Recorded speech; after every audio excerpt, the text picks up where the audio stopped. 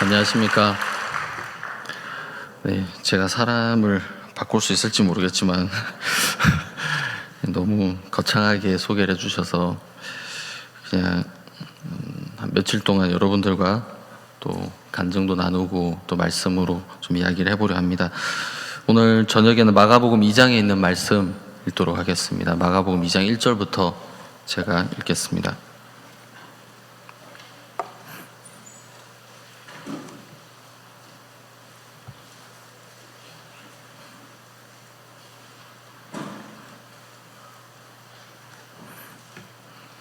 신약성경 마가복음 2장 1절부터 읽겠습니다.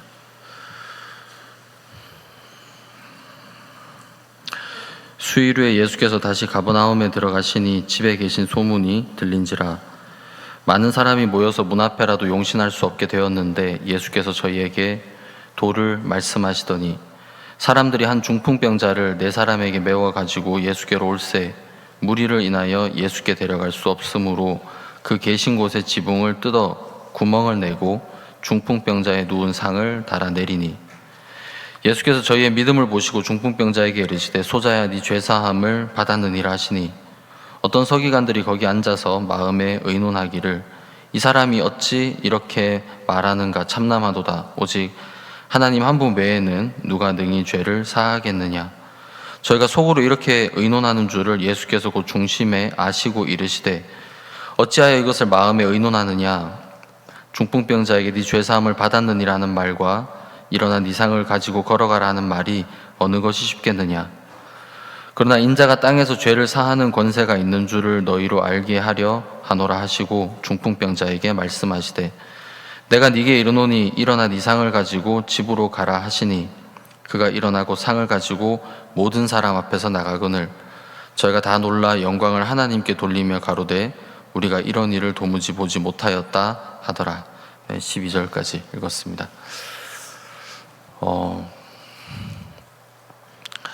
저희가 하나님을 믿는 이유가 있다면, 교회를 다니는 이유가 있다면 하나님께서 살아 계시고 또 하나님께서 저희들 삶 속에 일을 하시기 때문일 것입니다. 제가 목사로서 이제 교회 이제 형제 자매님들과 또 새로운 분들과 만나서 이야기를 하다 보면 제가 경험도 많이 부족하고 또 지식도 많이 부족하고 그런 걸 참 많이 이제 보고 경험하게 돼요. 이야기를 나누다 보면 제가 교회 오시는 분들의 삶을 다 이해하지 못할 때도 많고 제가 섣불리 어떤 내게 보여지는 그런 모습으로 형제 자매님들을 대하거나 성도들을 대할 때도 있더라고요. 제가 이전에 있었던 교회에 농사를 짓는 자매님이 계셨어요. 그래서 비닐하우스에서 농사를 지어서 그걸로 이제 생활을 하시는데 굉장히 성격도 너무 좋고 또 이야기도 남자처럼 털털하게 잘 하시고 이제 그런 분이었어요. 그래서 그냥 편하게 이렇게 이야기를 하다가 그 아들이 이제 학교를 갔는데 학교에서 이제 도망을 나오고 아들이 여자친구를 사귀었는데 여자친구가 뭐 9살이 더 많고 둘이 결혼을 해가지고 아이를 낳았는데 그 여자는 아이 못 키우겠다 그러면서 이제 친정집으로 도망가 버리고 이제 그런 이야기 여러분 상상만 해도 아찔하죠. 이제 그런 이야기를 쭉 하는데 이제 저는 그런 자매님이 그냥 농사를 하시는 분이니까 이라고 생각하고 이제 대화를 하는데 이제 자매님이 목사님 저를 잘 모르셔서 그런 것 같은데 사실은 그러면서 이 자매님이 그 서울에 있는 홍대를 이제 졸업하고 대기업의 삼성에서 이제 일을 쭉 하다가 남편을 만나게 되면서 이제 회사를 그만두게 되고 또 어려움이 있어서 농사를 하게 된 이제 이야기를 쭉 해주시는데 한국에서 소위 말하는 인서울대학교를 나와서 대기업에서 그 거의 뭐 과장까지 지냈던 여자 중에서는 엘리트, 여성분 중에서는. 그러다가 갑자기 인생이 이렇게 변해서 이제 농사를 짓고 있다고 하시더라고요. 저도 이야기를 들으면서 사람은 절대로 겉모습만 봐서는 알 수 없구나. 근데 겉으로 볼 때는 농사가 천직처럼 보였거든요. 근데 그게 아니더라고요. 어떤 분은 그냥 첫인상이 너무 그냥 꾸미는 거 좋아하고, 나이는 이제 거의 한 60대 가까이 된 이제 자매님이신데, 옷을 입는 것도 그냥 화려하게 입고, 또 운동복도 입고 등산복도 입고, 그렇게 해서 이제 대화를 쭉 이어나가다가 나중에 이야기를 들어보니까, 목사님, 제가 한때는 제가 죄사함을 받은 지 28년이 됐고, 쭉 이야기를 해주시는데, 제가 생각했던 것과 완전히 다른 그런 분이었다는 것을 발견을 자주 할 수가 있었습니다. 그래서 그런 일이 몇 번 있고 나서는 제가 또 새로운 분을 만나거나 성도분들을 만날 때 절대로 함부로 이런 분은 이럴 거야 라는 생각이 들더라도 그걸 그대로 제가 수용을 못 하겠더라고요. 내가 모르는 어떤 일들이 많이 있을 것이고, 이분이 만약에 성격이 막 까칠해요. 어떤 분은 성격이 막, 이런 표현을 여기 써도 되는지 모르겠지만 꼬장꼬장하고 이제 그런 거 있잖아요. 제가 표준어가 뭔지 모르겠는데, 그래가지고 막 그런 분들이 있는데, 만나서 이야기를 쭉 들어보면 그럴 수밖에 없는 어떤 많은 일들이 있었던 것을 자주 느낄 때가 있습니다.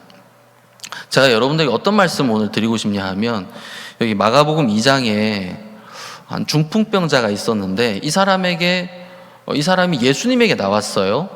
예수님이 이 중풍병자를 보시면서 소자야 네 죄사함을 받았느니라 라는 이제 말을 이제 먼저 건넸습니다.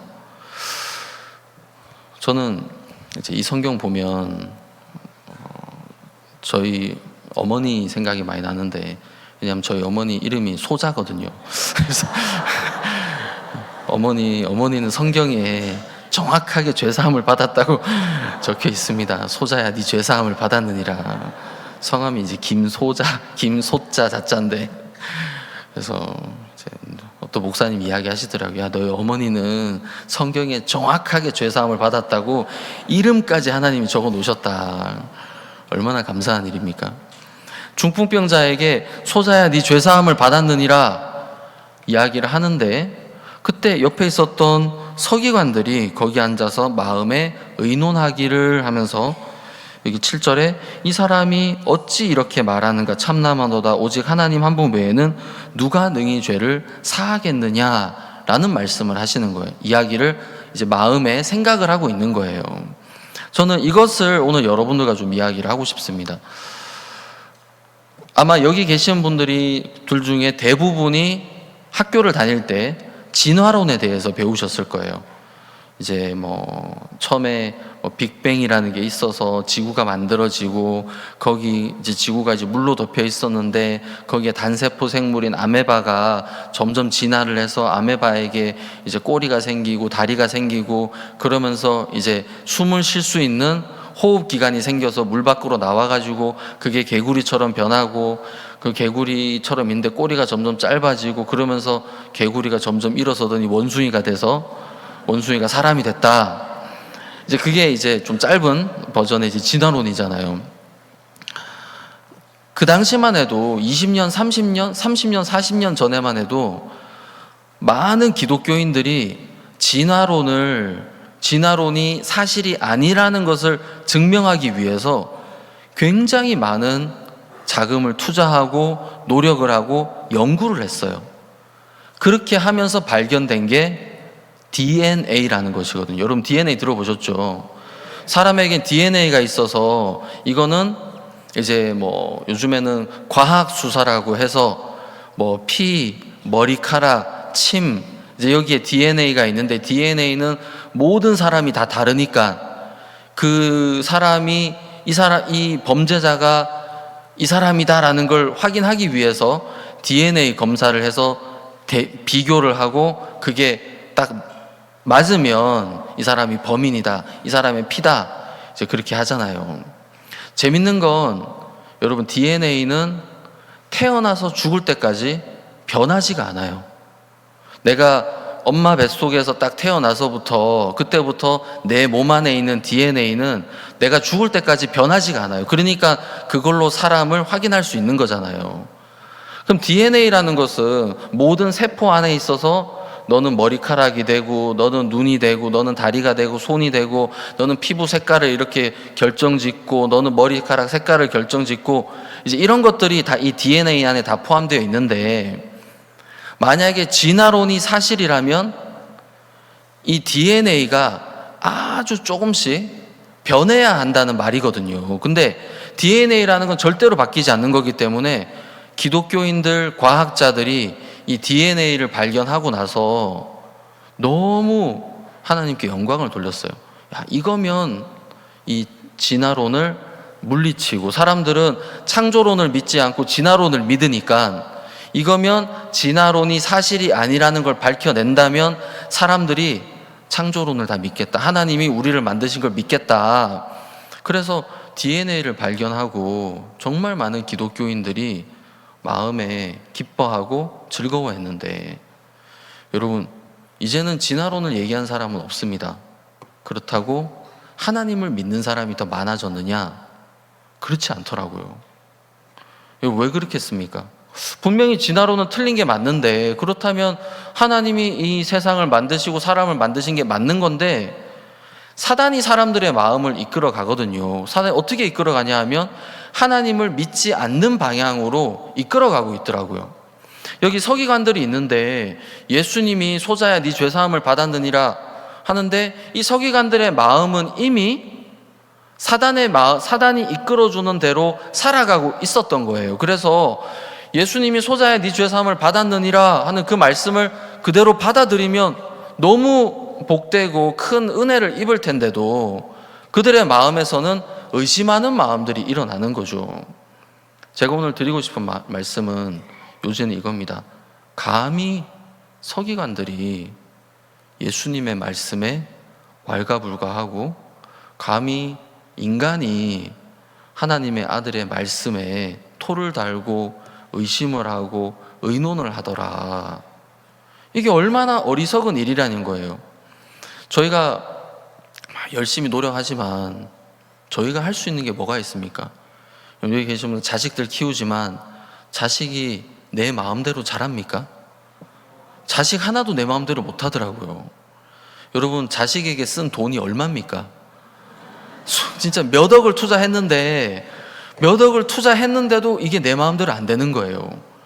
저는 요즘에 그런 생각이 들더라고요. 제 아들도, 저희 아이들도 이제 커가는데, 중학교 들어갈 때쯤 되면 이제 영수증을 계속 모아가지고 네가 태어나서 중학교 들어갈 때까지 내가 너한테 쓴 돈이 이거야. 나중에 네가 직장을 잡고 나면 아빠가 늙어 죽을 때까지 네가 이거를 조금씩 40년에 걸쳐서 갚아야 돼. 그래가지고 네가 대학교 들어갈 때쯤 되면 네가 이만큼 쓸 거야. 그러면 아이들이 정신을 차리지 않을까. 그래서 막 좋은 거 사달라는 말도 잘 안 하고, 말도 잘 듣고, 그게 잘 될지 안 될지 모르겠지만 그런 생각도 들더라고요. 실제로 아이 한 명 키우는데 어마어마한 노력과, 저희가 쓰는 그 노력을 여러분 하루 일당이나 아니면 최저 시급으로 계산한다고 해도 어마어마한 돈이 될 거예요. 아이 하나 키우는데 최소 아파트 하나 값 몇 억은 들어갈 겁니다. 근데 내가 그렇게 많은 노력과 시간과 돈을 투자한, 그리고 내 마음과 사랑을 투자했는데도 마음대로 안 되더라고요. 저는 이제 사실 지금 이제 서울에 있지만 이전에 미국에서 이제 선교를 하고 있었습니다. 미국 맨하탄이라는 곳에 저희 기쁜 소년 선교회 교회가 있는데, 그곳에서 이제 사역을 할 때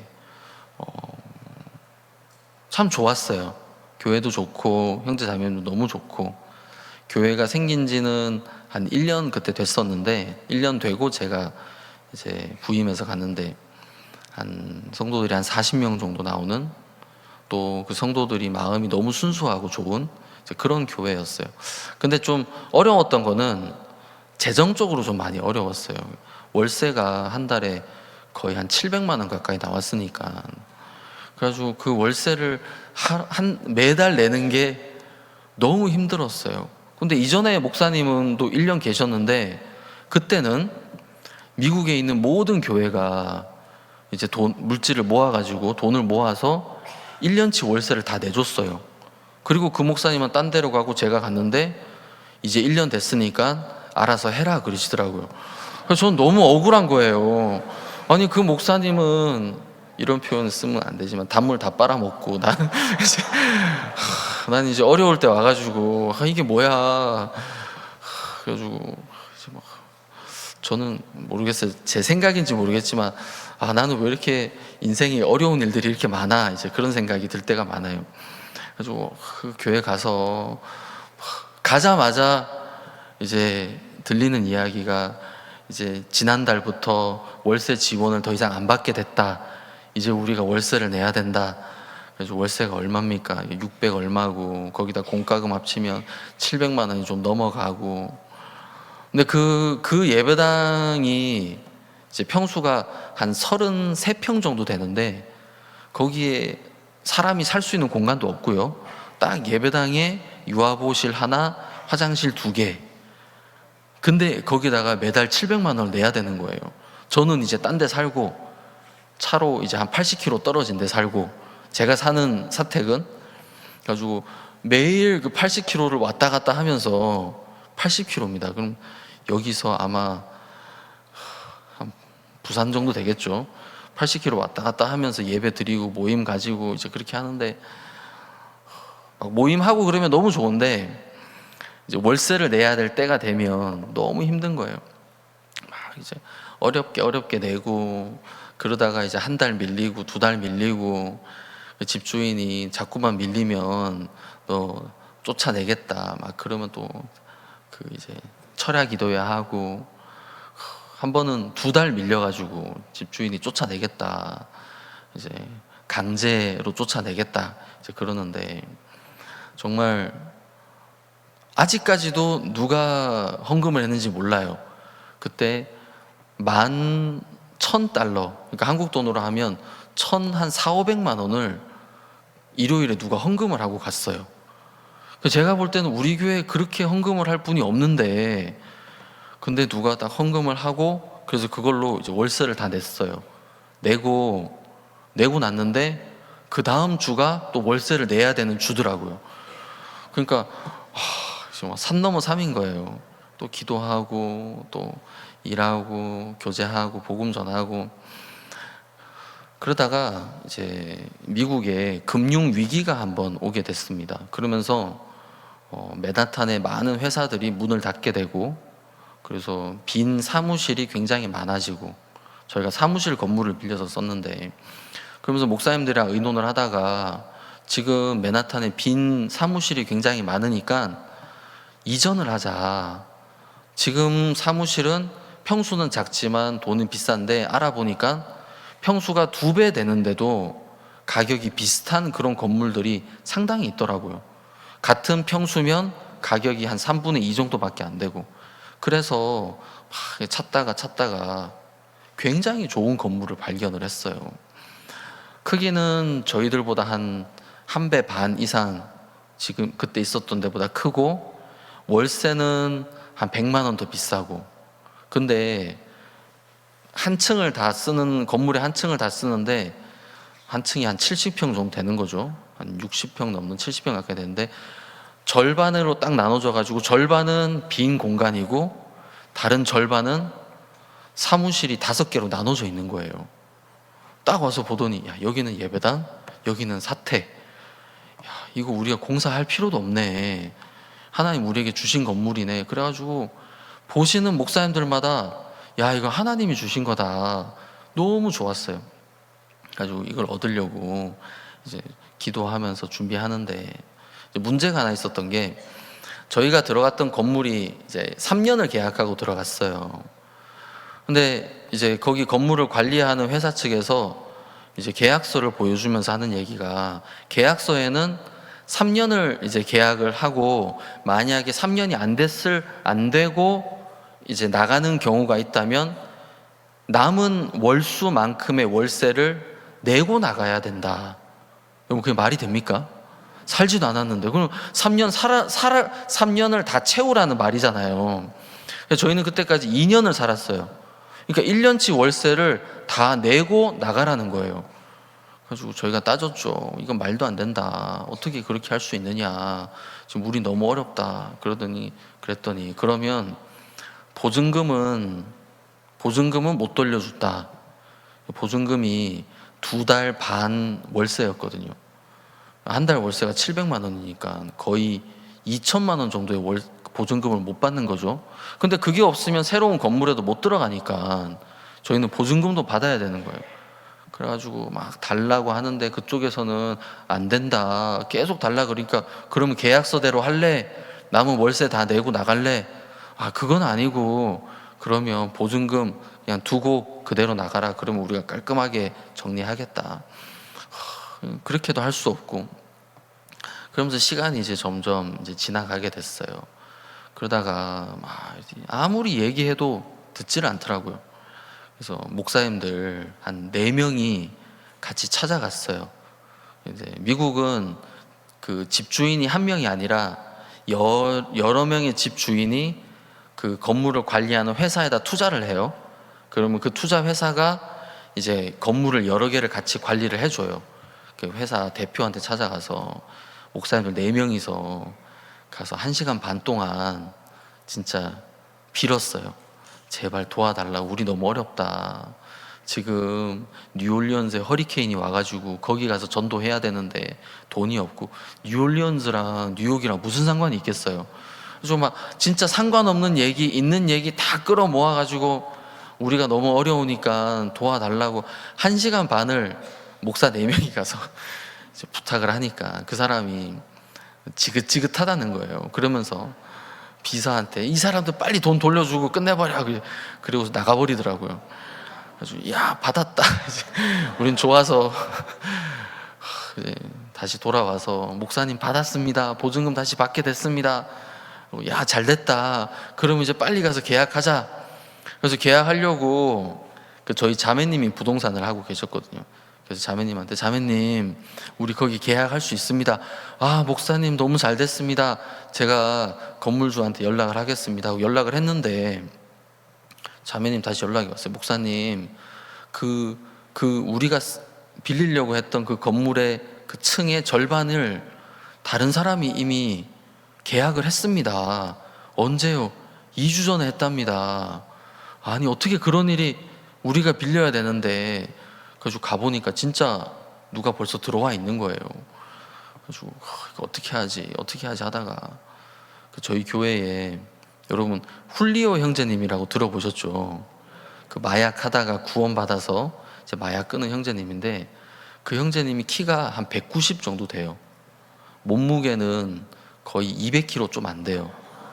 그 등치가 진짜 그 옛날에 진짜 주먹도 세고 주먹이 거의 저희 얼굴의 한 절반만 하니까 차를 딱 타면 차가 휘청해요. 차가 내리면 이렇게 이게 스프링이 반동이 있어서 차가 살짝 이제 뜰 정도로 이제 그런데 이제 그분이 이제 차에서 뭐 안전벨트 딱 당기면 안전벨트 막 부러지고 차가 잘 부러지더라고요.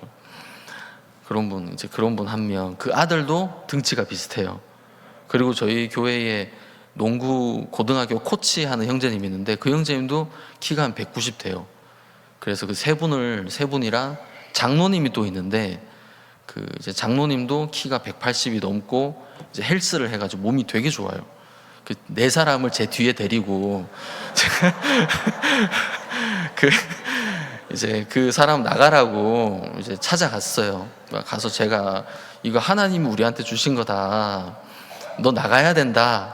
나가라. 근데 저만 볼 때는 이제 만만했는데 제 뒤에 그 4명이 딱 나타나니까 그 사람이 깜짝 놀라더라고요. 그래가지고 제가 막 책상을 막 치면서 하나님 우리한테 주셨다. 뒤에서 이제 형제님들은 이제 막 두벅두벅 걸어오는데 위압감이 상당하죠. 그러니까 막 경찰을 부르더라고요. 저희는 이게 눈에 보이는 게 없었으니까 어떻게든지 이걸 얻어야 되는데 못 얻으니까. 그래서 경찰 부른다 그래서 또 경찰 오면 또 복잡해지잖아요. 그래서 물러났다가 또 다시 만나서 이야기하는데 그 사람은 아니 벌써 다 우리 이사했고 다른 데 갈 생각 없다. 딱 나한테 맞는 장소다. 그래가지고 결국엔 못 얻게 됐어요. 못 얻고 다른 데도 알아보는데 마땅한 데가 생겼다가 막상 계약하려고 그러면 그 집주인이 그 층 말고 저희가 2층을 계약하려고 했는데 10층으로 갔다가 1년 뒤에 내려와라. 말이 안 되는 거죠. 그렇게 하고 갑자기 또 가격을 올리기도 하고 그렇게 해서 예배당이 없이 한 6개월을 지내게 됐어요. 저는 그때 너무 기억에 많이 나는 게 그 당시에 맨하탄에는 빈 사무실이 정말 많았어요. 그리고 저희 교회 통장에는 예배당을 얻고도 남는 그런 이제 헌금도 계속 들어왔으니까 충분한, 그러니까 하나로 하면은 한 7, 8천만 원 정도 되는 돈이 있었어요, 통장 안에. 근데 예배당을 못 얻는 거예요. 이게 한 달이 되고 두 달이 되고 세 달이 되고, 저는 매일 맨하탄에 나와서 건물마다 들어가서, 정말 건물을 보통 부동산에 가서 얻잖아요. 근데 부동산에 아무리 찾아봐도 못 얻어주니까 저랑 테리 목사님이랑 같이 건물마다 다 들어갔어요. 들어가서 건물 관리하는 관리인을 만나거나 건물주를 만나서 우리가 교회를 하는데 이런 공간이 필요하다. 그래서 우리가 얻으려고 한다. 야, 교회 하면 사람들 많이 왔다 갔다 하잖아. 근데 우리는 예배를 저녁에 드린다. 너희들은 6시, 5시, 6시면 퇴근 아니냐. 그래서 우리랑 겹치지 않는다. 아, 그래. 그러면 좋은데 장소가 마땅히 없다. 그러면서 정말 건물을 있는 대로 다 찾아봤어요. 3달, 4달이 되니까 주위에서도 이제 다들 하나님이 허락지 않으신다라는 이야기를 제 마음에서도 그렇게 들고 또 주위 분들도 그런 이야기들을 하기 시작을 하셨어요. 너무 안 얻어지니까 저희가 철야 기도회도 하고 통성 기도도 하고, 한 번은 저도 너무 마음이, 예배당이 갑자기 사라졌으니까, 성도가 40명 50명 있는데 모일 장소가 없으니까 매주일 어디 장소를 빌려서 예배를 드려야 됐으니까, 맨하탄은 사람들 진짜 많거든요. 동대구 역 앞에 사람들 왔다 갔다 하는 것보다 훨씬 더 많아요.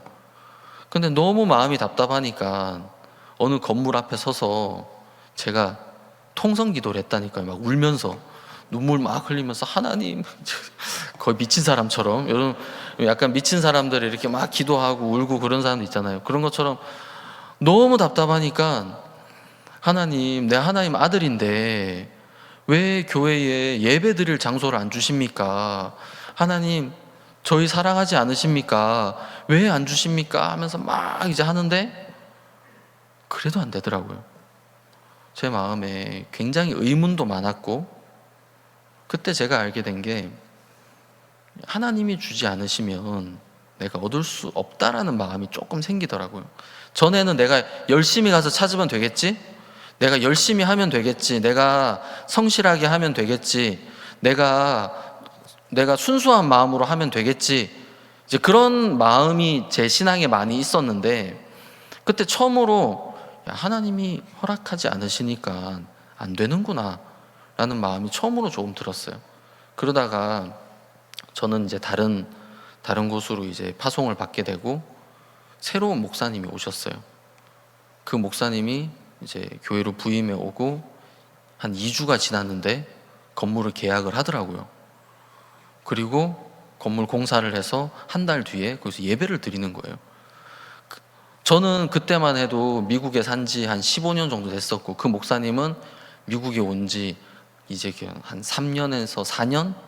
영어도 잘 못하고, 제가 볼 때는 영어도 잘 못하고 사역도 제가 더 많이 했고, 근데 그 목사님은 한 2주 정도 되더니 정말 좋은 장소에 아니 어떻게 내가 찾을 때는 그런 게 안 나오고 이 목사님은 찾았지? 저는 사실 믿어지지가 않더라고요. 얻어서 공사해서 예배를 드리더라고요. 저는 그때 처음으로 나라는 사람은 아무것도 아닌 사람이구나. 그러면서 제 마음속에 하나님이 허락지 않으시면 안 되고 하나님이 허락하시면 되는 것이구나. 처음으로 제 마음속에 깊이, 제가 목사였지만 처음으로 하나님에 대한 생각을 좀 깊이 할 수가 있었어요. 여러분들이 열심히 해서 여러분들이 좋은 마음을 가지고 여러분들이 순수한 마음으로 그렇게 한다고 여러분들 일들이 되어집니까? 그렇지 않더라고요. 어느 정도 되는 것처럼 보이다가 문제가 생기게 되고 어려워지게 되고 못하게 되고 실패하게 되고 그런 일들을 저희들은 너무 많이 발견하게 되더라고요. 저희들은 사실 하나님을 굉장히 많이 무시하고 업신여기면서 살아가더라고요. 하나님은 야, 네가 이렇게 서 있는 거 내가 허락해서 네가 서 있을 수 있는 거야. 네가 예배당에서 예배 드리는 거 내가 허락했기 때문에 네가 그렇게 할 수 있는 거야. 네가 나오게 되면 넌 지금이라도 나와야 돼. 너 아무리 열심히 해도 내가 허락하지 않으면 예배당 얻을 수 없어. 저는 믿어지지가 않았어요. 예배당을 못 얻는 게 더 이상할 정도였으니까. 돈도 충분히 있었고 또 빈 사무실도 너무 많았고 부동산에 가면 부동산 업자들이 저희 이야기 듣고서는 나도 하나님 믿는 사람인데 당신 교회는 내가 꼭 얻어주겠다 그렇게 약속하는 사람들이 여러 명 있었어요. 사람들이 매일같이 연락 와서 목사님 이런 장소는 어떻습니까? 여긴 어떻습니까? 여긴 어떻습니까? 그러면서 가서 보고 하는데도 이 계약이 안 되는 거예요. 저는 그때까지 제가 하나님을 무시하고 업신여기면서 사는지 잘 몰랐습니다. 여기에 마가복음 2장에 서기관들이 있는데 예수님이 소자야 네 제사함을 받았느니라 하시는데 이 서기관들은 뭐라 그러냐 하면 이 사람이 누군데 감히 참남하도다 오직 하나님 한 분 외에 누가 능히 죄를 사하겠느냐. 이 서기관들은 감히 예수님이 하시는 말씀에 의논을 하고 토를 달고 어떻게 이 사람이 이런 말을 할 수 있지? 그런 마음을 가지고 있더라고요. 여러분, 사단은 저희들의 마음을 이끌어 가서요 하나님의 말씀을 그대로 받아들이지 못하게 해요. 목사님, 저는 이게 잘 안 믿어집니다. 목사님, 저는 이게 잘 안 받아들여집니다. 여러분, 저는 이제 어른이잖아요. 저는 이제 버스도 운전을 하는데 버스 운전해보면 사실 승용차 운전하는 것보다 어떨 때는 더 편해요. 제 아들을 한번 태우고 버스로 운전을 하면서 가는데 지금은 아들이 운전하지만 그때는 운전 못할 때는 아빠 버스가 톨게이트에 부딪힐 것 같아요. 그렇지? 근데 아니야. 버스가 충분히 지나갈 수 있게 여유가 있어. 그래서 톨게이트도 딱 통과하고 그러면 아이가 이제 앞에 태우니까 아이가 무서워하기도 하고 아이가 아빠 이거 통과할 수 있어요? 통과할 수 있어. 안 될 것 같은데요? 야, 아빠가 된다면 되는 거야. 그렇게 하지. 제가 아들이 안 될 것 같다고 야, 안 될 것 같아?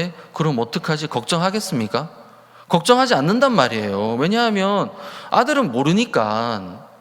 여러분, 우리가 얼마나 우리의 인생에 대해서 잘 알고 내 마음에 대해서 잘 안다고 감히 인간이 하나님이 하시는 말씀에 대해서 토를 달고 이유를 달고 안 믿어진다고 하고 받아들여지지 않는다고 하고 마음에 정리가 안 된다고 하고 그런 모습을 보면 꼭 여기에 나오는 서기관과 바리새인들의 모습과 너무 같지 않은가. 이 사람들이 예수님에 대해서 얼마나 알길래, 이 사람들이 예수님의 능력에 대해서 얼마나 알길래 저 사람이 어떻게 하나님밖에 할 수 없는 걸 네가 할 수 있다고 이야기할 수 있어? 네가 어떻게 죄가 씻어졌냐 안 씻어졌냐 말을 할 수 있어? 라고 예수님이 하신 말씀에 대해서 왈가불가하고 이야기를 하고 있는 것을 볼 수가 있습니다.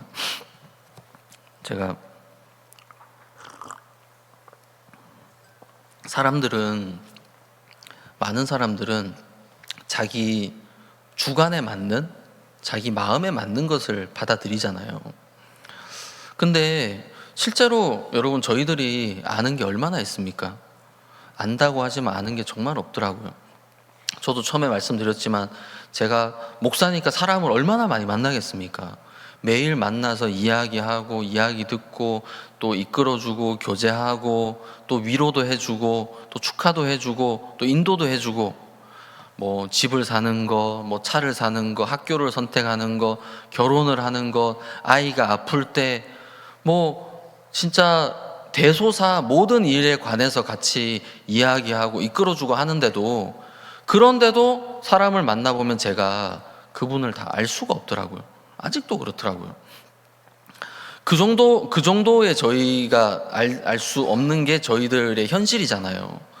사람들은 우리가 가지고 있는 어떤 지식이나 어떤 판단을 가지고서 나는 알 수 있다, 나는 이게 맞다, 틀렸다라고 말하는 것 자체가 너무나도 어리석은 거란 그런 말씀을 제가 좀 드리고 싶었습니다.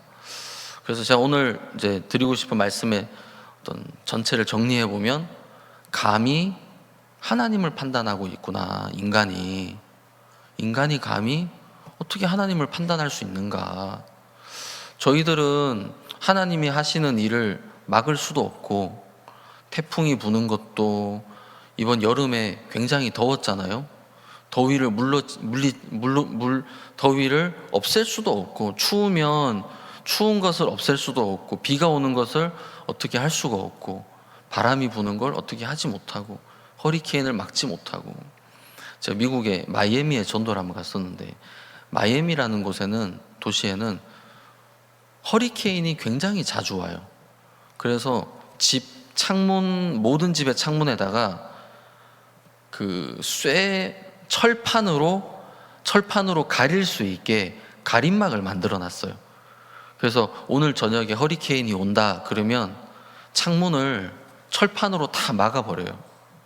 그래서 뭐 허리케인이 와서 창문이 깨지고 이제 그것 때문에 철판을 막는 게 아니고, 창문이 이제 돌이 날라와서 창문이 깨지면 거기로 이제 바람이 들어와서 지붕을 날려버린대요. 집 지붕을. 바람이 지붕을 그냥 들고 지붕이 없어져 버리는 거죠.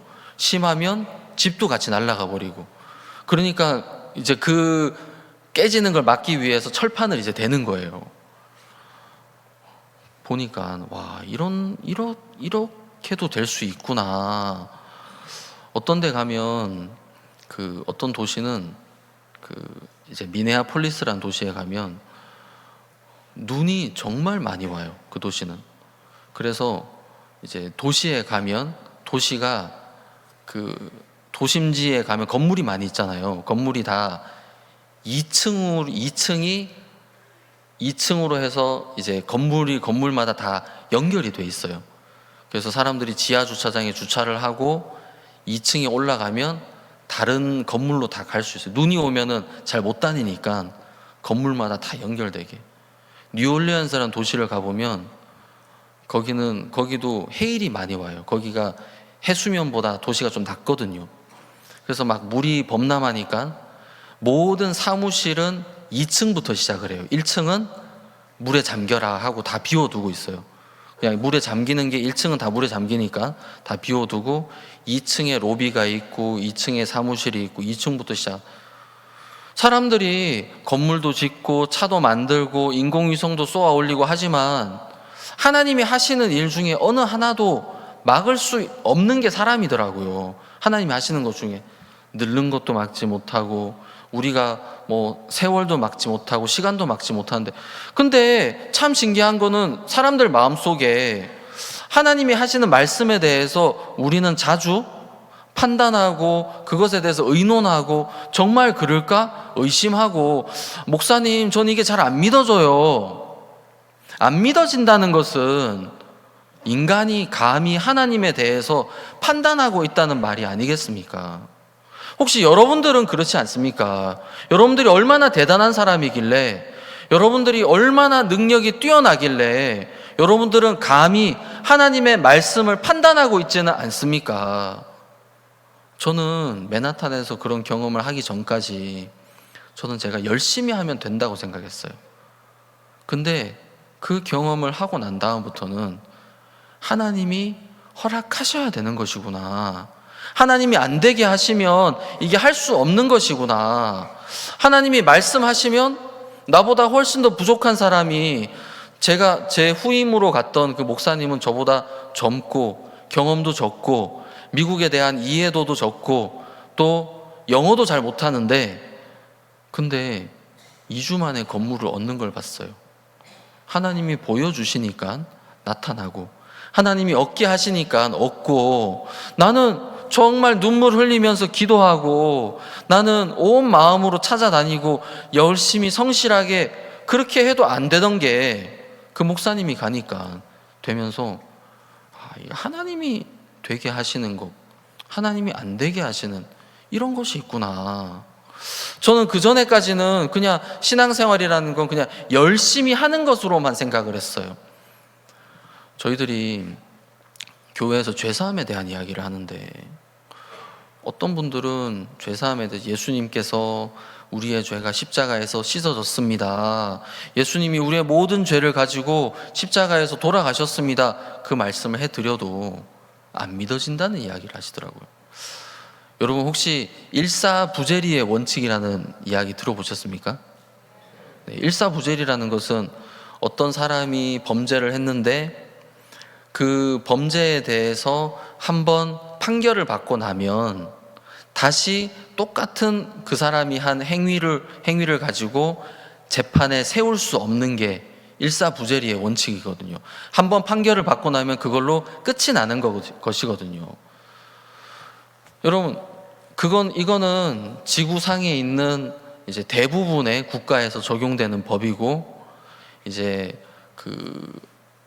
저희들의 민법이나 형사법들은 대부분 여러분 성경에 기초를 두고 있다는 것, 여러분 혹시 잘 모르셨죠? 미국이나 영국이나 처음 이제 법을 만들 때 성경의 기초를 두고, 율법의 기초를 두고서 법을 만들어 갖고, 이게 법이 발전이 되면서 이제 지금은 일사부재리의 원칙이라는 그 원칙을 모든 헌법에서 대부분의 나라에서 적용을 하고 있는데, 신기한 거는 여러분, 예수님이 내가 지은 죄에 대한 벌의 판결을 받으신 거잖아요. 예수님 십자가에 달려 돌아가시면서 내가 내 죄를 대신해서 판결을 받으셨으면, 이제 그냥 일사부재리의 원칙이라는 그 원칙으로 봤을 때 다시 내가 죄가 있다 없다를 판가름하기 위해서 나를 재판석에 세울 수 있는 법이 이 세상에는 존재하지 않아요. 그리고 하나님의 법에서도 존재하지 않는다는 것이거든요. 만약에 어떤 사람이, 만약에 제 핸드폰이 있는데 핸드폰을 훔쳐가지고 이제 절도죄로 이제 형을 살고 벌금을 다 내고 벌을 다 받았어요. 근데 내가 너무 괘씸한 거예요. 그래서 다시 이 사람을 고소를 했어요. 고소를 하면 바로 그 고소는 이제 기각이 되는 거죠. 이 사람 벌써 벌 받았는데 네가 다시 고소할 수 없다, 네 고소는 효력이 없다. 그래서 효력을 다 잃어버린다는 거죠.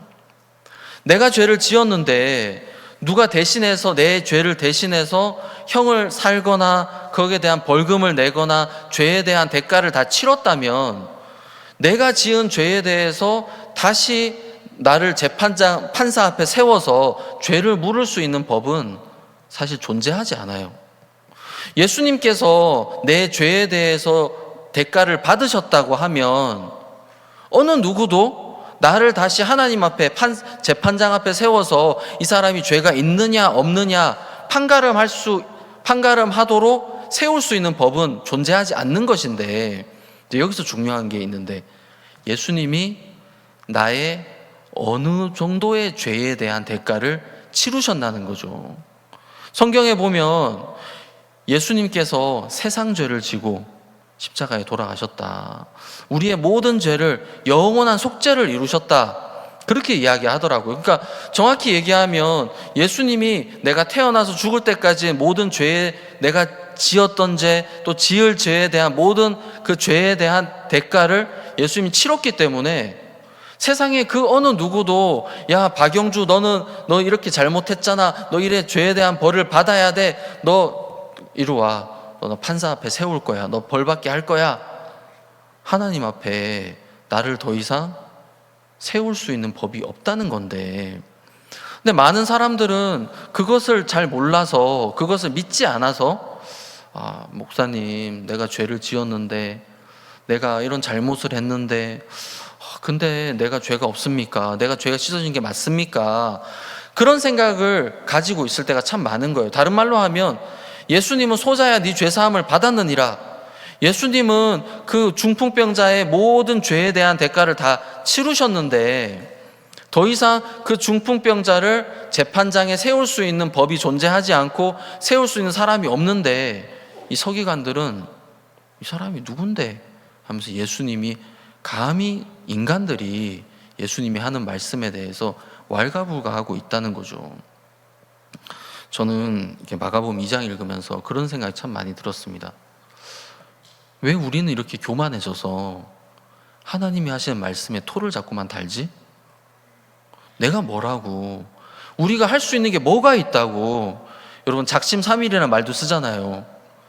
진짜 우리는 내 마음 하나 바꾸지 못하고 내가 하려고 이제 결정한 것조차 하나 하지 못하는데, 여러분 새해가 되면 여러분 어떤 작심을 하십니까?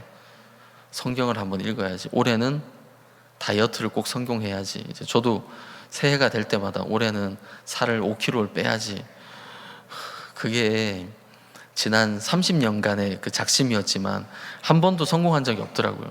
30년 실패했으면 포기해야 되는데 그래도 아직도 포기하지 않고, 그래도 내년이 또 되면 내가 올해는 꼭 5kg를 더 빼야지, 그런 생각을 하게 될 것 같아요. 그거 외에도 저희가 얼마나 많은 걸 마음에 결정을 하고 마음을 먹고 하려고 하지만 그것조차도 안 되지 않습니까? 나한테 유익하고 너무 좋은 거고 당연히 해야 되는 것인데도 말입니다.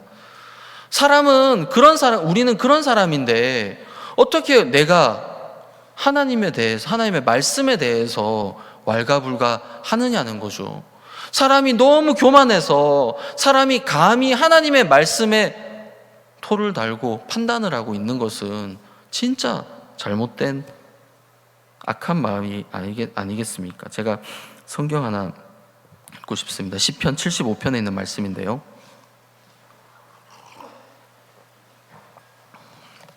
시편 75편에 이런 말씀이 있습니다.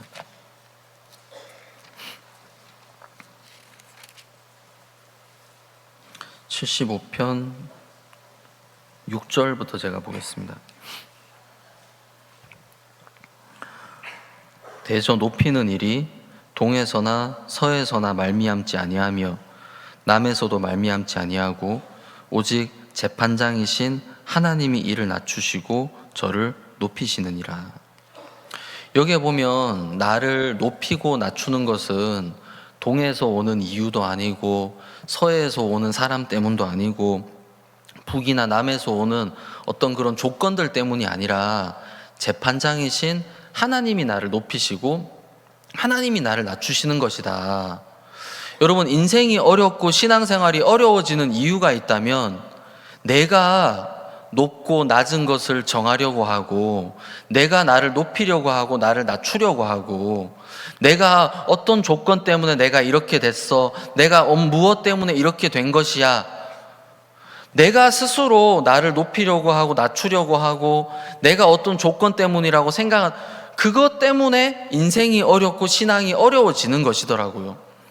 제가 맨하탄에서 그런 일을 겪고 나서 하나님이 해주셔야 되는 것이구나, 그때부터 제가 어느 교회를 가든지 제 마음속에 하나님께서 이 교회를 향한 뜻은 무엇일까? 하나님께서 나를 향한 뜻은 무엇일까? 하나님께서 이 한 분을 향한 뜻은 무엇일까? 하나님의 뜻은 무엇인가? 그것을 가장 많이 생각하게 되고 그것을 생각하고 그것을 이야기하고 나누고 교제하는 동안 하나님께서 그 뜻을 이루어 가시는 것을 많이 경험할 수가 있었습니다. 여러분들은 혹시 여러분들 마음에 어떤 조건, 이유, 사람, 아니면 지금 나의 모습, 혹시 이런 것들을 찾고 바라보고 계시진 않습니까? 그렇다면 여러분들의 삶도 여러분들의 신앙도 굉장히 어려울 것입니다. 반대로 나를 낮추시는 분은 하나님이고 나를 높이시는 분도 하나님이시구나. 내가 하나님을 찾고 하나님의 뜻을 찾아야 되는 것이구나. 여러분들 마음속에 그 하나님을 믿는 믿음을 가지신다면 그때부터 하나님께서 여러분들의 삶 속에 정말 많은 일들을 이루어 가실 겁니다. 저는 경험도 없고 저는 지식도 많이 부족하고 배움도 짧고 일도 잘 못하는 사람입니다. 근데 하나님이 도우시는 것을 참 많이 볼 수가 있었습니다. 제가 아직 젊은 목사지만 제가 하나님을 바라보고 하나님을 의지하고 나가는 동안 저도 제가 했다, 제가 잘했다 그런 생각 정말 들지 않습니다. 근데 하나님께서 도와주시고 하나님께서 일을 하시는 것을 너무나도 많이 볼 수가 있었습니다. 여러분들 삶 속에 하나님이 나타나 일하신다면 여러분 얼마나 행복하시겠습니까? 여러분들 마음속에 바라는 것이 하나님으로 말미암아 이루어진다면 얼마나 기쁘고 즐겁겠습니까? 여러분들의 삶 속에 바라는 것이 하나님과 같은 것이라면 여러분들의 마음속에 하나님이 하시는 말씀을 서기관들처럼 어떻게 저렇게 이야기할 수 있어? 저건 말도 안 돼. 그런 것이 아니라 하나님의 말씀을 여러분들이 그대로 받아들이고 여러분들 마음속에 하나님의 뜻이 가장 크게 세워져서 살아가게 된다면 하나님께서 여러분들이 뜻하는 바를 바라는 것들을 이루어 가시는 것을 여러분들은 경험하시게 될 것입니다. 저는 이렇게 목사지만 저는 사실 능력도 없고 잘하는 것도 없고 그렇습니다. 근데 제가 하나 확신하는 것은 하나님께서 저를 향한 뜻이 있고 하나님께서 여러분들을 향한 뜻이 있더라고요. 하나님께서 이 교회를 향한 뜻이 있고 하나님 저희들 한 사람 한 사람을 보시면서 하고 싶어 하시는 말씀이 있더라고요. 그 중풍병자를 보시면서 예수님은 소자야 네 죄사함을 받았느니라, 그게 하나님의 뜻인 거예요. 그러면 예수님의 뜻이 야 네가 너의 죄사함이야, 그러면 이 사람은 죄사함을 받은 건데 서기관은 예수님의 뜻은 중요하지 않고 자기들이 보는 판단, 자기들이 하는 생각이 훨씬 더 커서 그들이 감히 예수님을 판단하고 있는 것을 봅니다. 혹시 여러분들은 그런 신앙을 하고 있지는 않으십니까? 여러분들의 판단이나 여러분들이 보는 게 커서 하나님 여러분들에게 하시는 말씀을 재고 판단하고 의논하고 있지는 않으십니까? 여러분 그런 신앙에서 여러분들 벗어나셔서 하나님의 뜻을 여러분들 마음속에 받아들이고 하나님께서 중풍병자에게 소자야 네 죄사함을 받았느니라 그렇게 말씀하신 것처럼 하나님 저희들 한 사람 한 사람에게 야 박영주 너 죄사함을 받았어, 하나님 제게 그 이야기를 하고 싶어 하셨더라고요.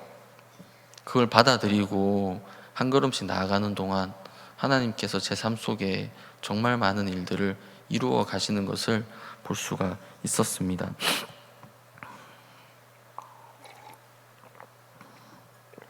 오늘은 그냥 제가 이런 이야기를 좀 여러분들과 드리고 싶었습니다. 여러분들 마음속에 여러 가지 조건도 있을 수 있고 생각도 있을 수 있고 바라는 바도 있을 수 있지만 그런 것 말고 하나님의 뜻, 하나님의 말씀이 가장 가운데 세워져서 여기 서기관들처럼 이런 교만한 사람이 되지 마시고 믿음의 사람이 되시기를 바랍니다. 소자야 네 죄사함을 받았느니라 하면 아멘 하고 받아들이는 그 사람이 된다면 가장 복되고 하나님의 은혜를 입는 그런 성도들이 되실 줄 믿습니다. 그리고 지금 내 마음속에 죄가 있거나 내가 죄사함에 대한 확신이 없으신 분이 계신다면 또 2부 신앙상담을 통해서 여러분들 마음속에 그 죄사함의 확신을 얻으시길 바랍니다. 신앙상담 하시는 동안 여러분들의 어떤 조건이나 그런 판단 말고 하나님의 말씀을 그대로 받아들이는 정말 귀한 하나님을 믿는 그런 사람이 되시기를 바라고, 정말 우리 부족하고 연약한 그런 사람들인데 우리가 감히 하나님의 말씀에 대해서 왈가불가하고 토를 단다, 그런 일들은 절대로 있어서는 안 되는 일이라 말씀을 드리고 싶습니다. 저희 중에 어느 하나 잘난 사람 없지 않습니까? 잘났다고 해도 저희 중에 얼마나 더 잘났겠습니까? 다 어리석고, 다 저희는 항상 틀리고, 틀릴 때도 너무 많고, 못할 때도 너무 많고, 실수할 때도 너무 많은 그런 사람들인데, 저희들 하나님의 말씀 앞에 저희가 더 겸비해서 하나님의 은혜를 입으시기를 바랍니다.